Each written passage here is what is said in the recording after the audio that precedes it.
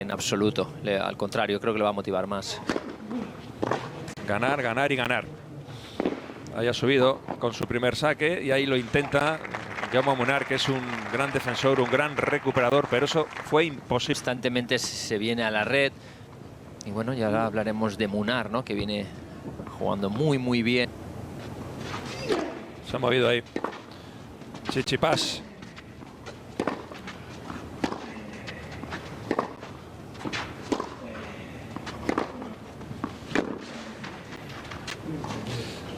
Ha hecho de todo el jugador griego. Ha jugado en todos los rincones de la pista. Sí, muestra el hambre que tiene este chico, deportivamente hablando. Sí. Viene de ganar un Masters 1000 en Monte Carlo, juega su primera ronda de Munar. Bueno, ahora ha ganado 3 consecutivos, Jaume.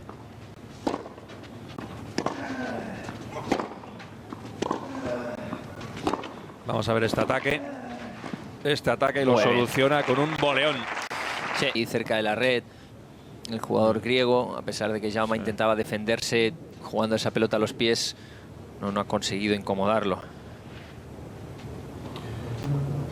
Cuarta bola.